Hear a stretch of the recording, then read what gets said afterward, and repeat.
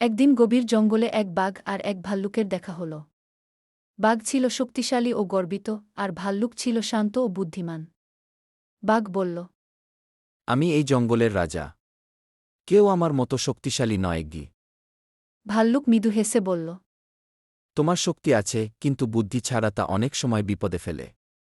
বাঘ রেগে গিয়ে বলল। তোমার সাহস হয় কি করে আমার শক্তিকে অপমান করার?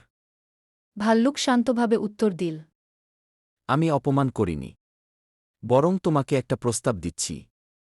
চলো জঙ্গলের ওপারে বট আমগাছের ফল আনতে প্রতিযোগিতা করি গি। বাঘ চ্যালেঞ্জ গ্রহণ করল। বাঘ তার পূর্ণ শক্তি দিয়ে দৌড়াতে শুরু করল।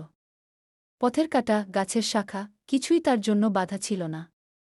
তবে ভাল্লুক ধীরে ধীরে হাঁটতে লাগল, কিন্তু সে প্রতিটি বাধা সাবধানে এড়িয়ে চল। অবশেষে বাঘ আমগাছের কাছে পৌঁছাল। কিন্তু গাছে ওঠার চেষ্টা করতে গিয়ে সে পিছলে পড়ল এবং আহত হল। ভাল্লুক এসে দেখল বাঘ গাছের নিচে কাতরাচ্ছে। ভাল্লুক কিছু না বলে গাছে উঠল, পাকা আম পেড়ে বাঘকে দিল এবং বলল, তোমার শক্তি আছে, কিন্তু ধৈর্য ও বুদ্ধি না থাকলে তা অর্থহীন গে। বাঘ লজ্জিত হয়ে বলল, তুমি ঠিক বলেছ, শক্তি আর গর্ব দিয়ে সবকিছু জেতা যায় না গি। সেদিন থেকে বাঘ ও ভাল্লুক ভালো বন্ধু হয়ে গেল। তারা একে অপরের গুণাবলী শিখে আরও ভালো জীবনে এগিয়ে চল। এরকম আরও মজার মজার ভিডিও পেতে চ্যানেলটি সাবস্ক্রাইব করুন এবং সাথে সাথে ভিডিও নোটিফিকেশন পেতে বেল আইকনটি ক্লিক করে দিন।